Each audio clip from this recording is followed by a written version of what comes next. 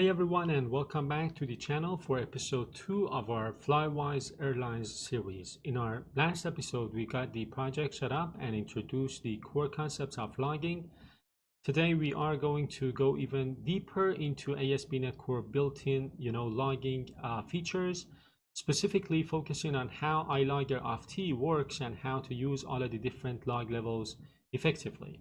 If you haven't watched the previous episodes, please make sure you do that, because again, everything we talk about in each episode is based on the topics we have already discussed. And I have created a new branch for this episode number 2. Don't forget that you can use the link in the description of the videos to get to the source code, to the full repository. So let's first talk about the objectives, by the way, before we move on with the log category. So our main goal for today is to understand the inner workings of ILogger of T and to get comfortable using the full range of logging levels in our application code. We touched on the topic of log levels and log categories in episode number 1. Again, as I said in this episode, I plan to dive deeper into these two topics. Let's first start with the topic of log categories and talk about why understanding and using log categories are important. Before we dive in, I would like to tell you that I have another playlist on the channel about environment-based configuration in ASP.NET Core. So I think if you watch that series with this series, they will be a perfect match. So they will help you to understand a lot of things more effectively and in full detail. But with that out of the way, let's talk about log categories. So basically, a log category is a label that helps you classify and identify where a log message came from. So think of it like a library. The books are your log messages, and the category, like science fiction or history, for example, is the section of the library they belong to. So in our case, the category tells us which class, which component, which namespace generated a specific log message. In an email inbox, you care not just about the message content, right? But also about the sender. So who sent this specific email? So the log category allows you to identify the sender of a log message. In ASP.NET Core, we have this built-in logging system, which we used in the previous episode with this ILogger of T, the generic dependency we injected into the constructor of our controller. The beauty of ASP.NET Core's built-in logging system is that it handles this category thing for you automatically. So when you inject a logger into a class, or for example your controller, as you can see, you are setting the category of that logger. So basically ASP.NET Core takes this generic type T, in this case the booking controller, and sets the log category to the fully qualified class name. So we observed that in the previous episode, the log message in our console had this category attached to this. So the fully qualified name of the booking controller type.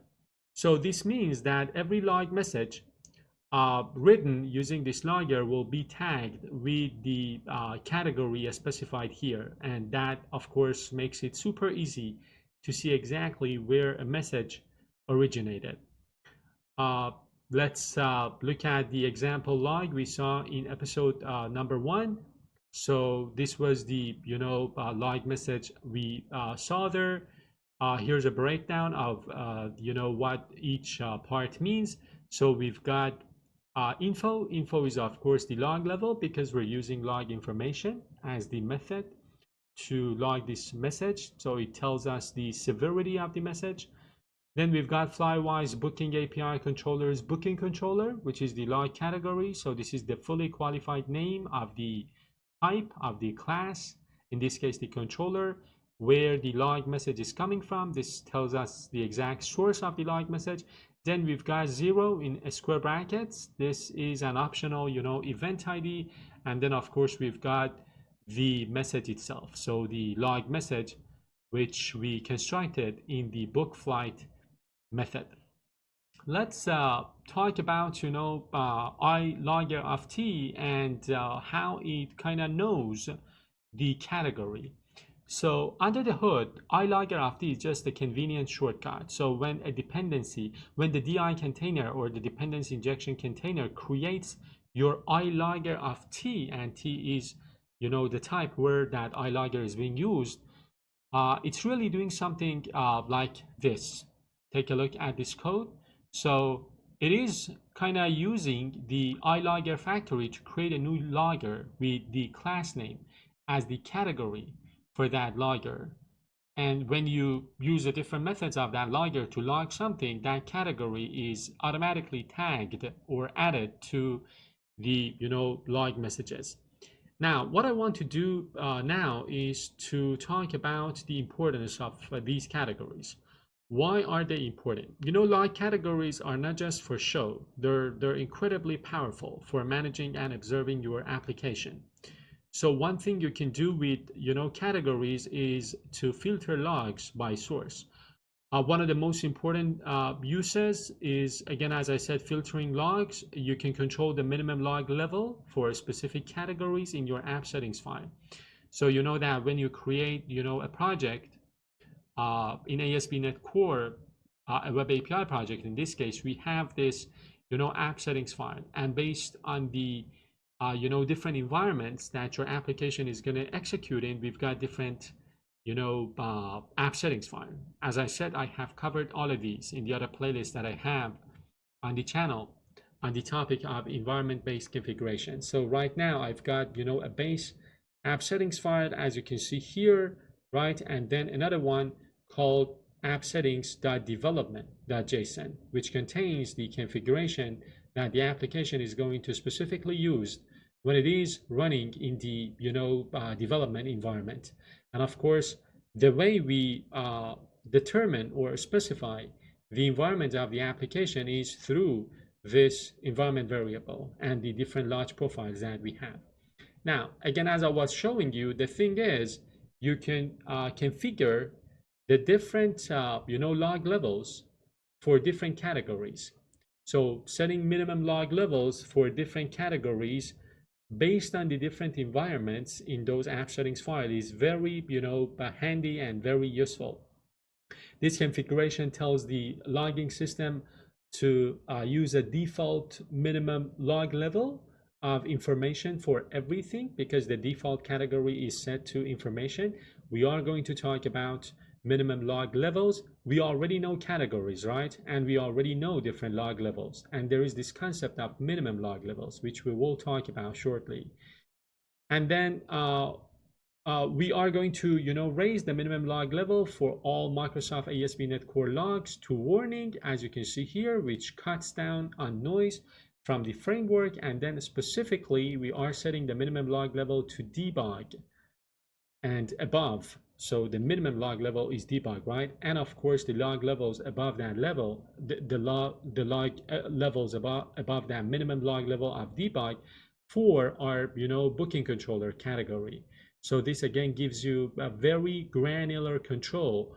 You can combine minimum log levels, right, combined with categories, and then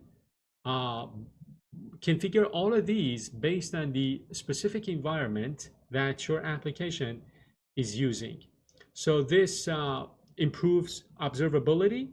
So if, for example, you're using a centralized logging platform like Serilog, Seek, Elasticstack, or Application Insights from Azure, log categories are a real game changer. So they allow you to filter logs by class. You can specify to, for example, let's say, see all the log messages from a specific class or category like payment service. You can quickly track down where an error originated, and you can set alerts for logs coming from only your most critical components. And let's talk about, custom categories. I want to point out that custom categories are also possible. So while ILogger of T handles most of the work for you. You can also create a logger with a custom category name. This is again useful when you want to log from a logical component rather than a specific class. So as you can see here, we are creating a custom category. This gives you even more flexibility. So again, you are not tied to only using the fully qualified name of your types. Like for example, the booking controller, you can create customized log categories if you want. Let's talk about enhanced logging in booking controller, the controller that we have. Basically, what I want to do is to update our booking controller to use all of the log levels we have discussed so far, and then I will be able to show you how to apply them in a real world scenario. And this is the change that I am going to make. So basically, I'm doing, a log debug here. So, kind of logging this message at this level, log debug. Then I'm doing a log warning. Then I'm doing a log information here, right? So I'm using different log levels, and then I've got, log error. And then, think about this. You have different log levels here and there, right? You have configured the minimum log levels in your app settings file for the different categories. And then you can configure your application for different environments. So that means that without you needing to change the code inside of your controller, you can see different log messages in different environments. When the application is running in development, you will see different log levels and different log messages based on the minimum log level that you have set for that environment for the different categories. If the application is running in production, again, you've got an app settings.production.json. In that file, you have configured the minimum log levels for different categories. So that means you do not need to touch your production code, the code inside of your controller. You configure your application in the app settings files that you have, and of course the log settings file, and the application will behave differently in terms of the different log messages that it's going to produce when it is running in different environments. So let's get to the booking controller. This is the method that we created in the previous episode.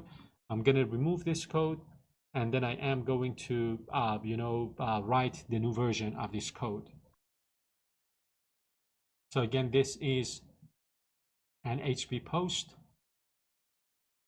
But the thing is that here we are doing our log messages. We're creating our log messages at different levels.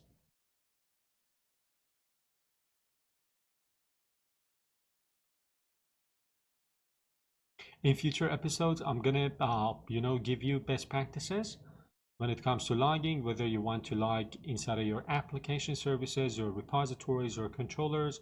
So basically, I'm going to show you the relationship of logging and the best practices that exist with other techniques and concepts in application development. So again, here's a breakdown of what we are logging and why.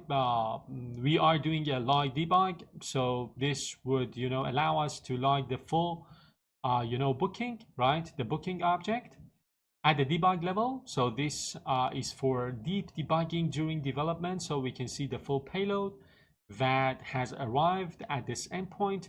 Then we've got a log warning here. If the passenger data is missing, we log a warning. This is an unexpected situation, but it's not a server, crashing error.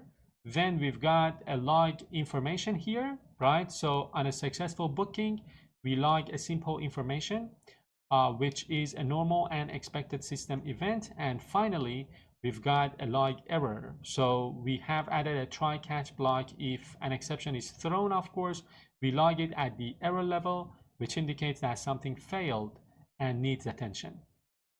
Let's get to the notes and talk a little bit about minimum log levels. So this is again a very important topic that you need to understand. So the minimum log level is, as I said, a fundamental concept when it comes to logging. It tells the logging system only show me logs that are at this level or more important or of a higher, priority. So this is how you filter out the noise in different environments, right? Using the app settings file and the launch settings files. So let's take a look at an example. So this configuration that you can see here, right, means that by default, the system will only display logs with a level of information because you have set the minimum log level of this category to information. Warning, error, or critical are the log levels that come after the information log level. So the minimum log level, if it is information, it means that information and any other log level above information will be displayed. And it means that any, trace or debug, the log levels that come below information, right, they will be ignored. For this specific, category, when the app is running inside of this specific environment.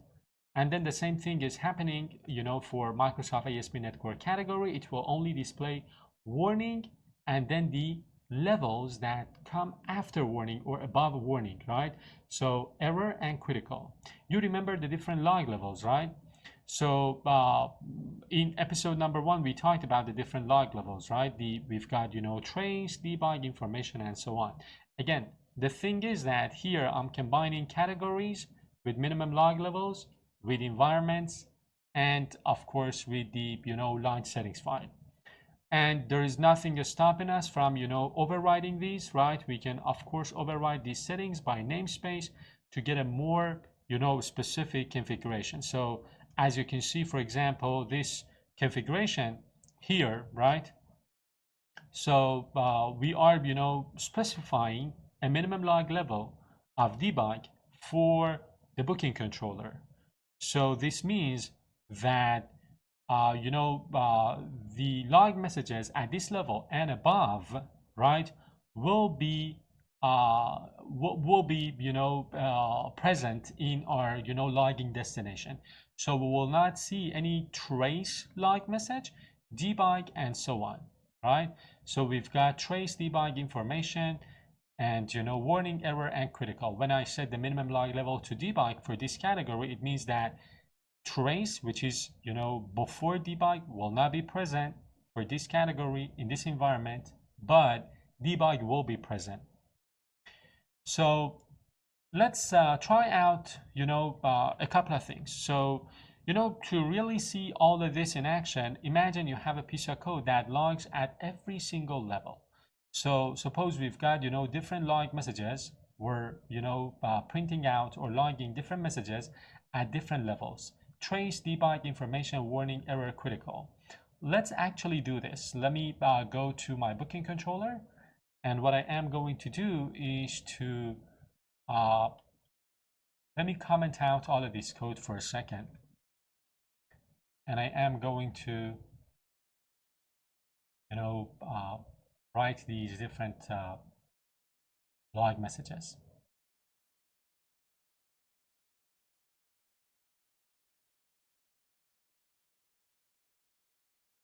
Critical. Now let me correct the domain.models. Now, again, different log messages at different levels, right? And the thing is, with the minimum log level set to information for this category, for example, for the booking controller category, you would see the information, warning, error, and critical logs. The trace and debug logs would not be shown. This is again the power of setting minimum log levels. They let you adjust the verbosity of your logging without changing a single line of your application code. Let me uncomment this piece of code. I'm going to return this. And then what I want to do is to, again, revisit the app settings file and set a minimum log level. You remember we had a minimum log level of debug for the, controller, right? So let me adjust this code, debug. So this is the, again, the category, the minimum log level is debug, and we're debugging, we're logging everything here. But because the minimum log level is debug, we will not see the first, log message, because trace is, it comes before debug.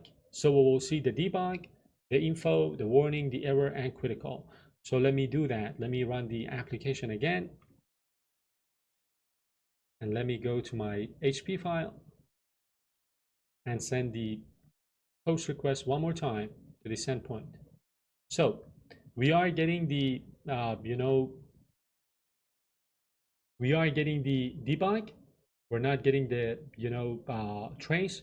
Then we've got info, we've got warning, we've got the, error or fail, and then we've got the critical. Now, if I stop the application, if I go to my app settings file, set this to information, or let's say to error, in my controller, I will see only these two log messages. So the other ones are going to be, again, ignored. And as I said, this means that you do not need to touch your production code inside of your controllers. You configure your application in your app settings file, in your line settings file.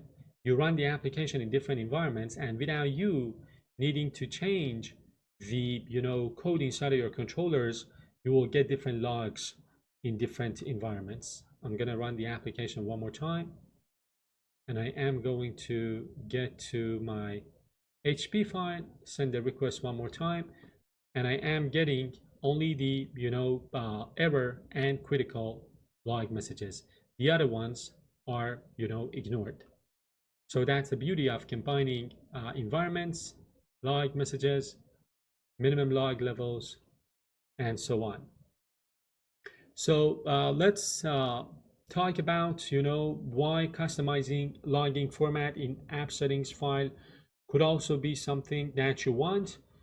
So this again allows you to control the verbosity of your log messages per environment, meaning that you can have detailed debug logs in development environment and minimum warning or error logs in production. You can reduce noise from framework internals. You can quiet down the verbose framework logs that you don't need to see. This is the reason why we have set the minimum log level a warning for ASP.NET Core. If you set this to trace, you will see a lot of logs printed to the destination. So the next thing that they help you with is that you can focus on your own app logs. You can set a higher log level for the rest of the application, but a lower one for your specific components. Last but not least, you can boost specific areas for troubleshooting. So if you have a bug in a specific class, you can temporarily increase its log level to trace or debug without needing to change the production code to get the details that you need. And that's a wrap for episode number 2. We've covered the crucial role of log categories, how ILogger FT works, and how to use minimum log levels to control your logging output. I hope you've enjoyed watching this episode. If that's the case, don't forget to subscribe to the channel, give the videos a like, share them with a friend, and stay around, because in the upcoming videos we will be talking about more advanced topics, and we are going to integrate other powerful techniques and libraries into the application. I'm going to commit the code on this episode to branch, and don't forget that you can use the link in the description to get to the source code. Thank you so much for watching, and I will see you in the next episode.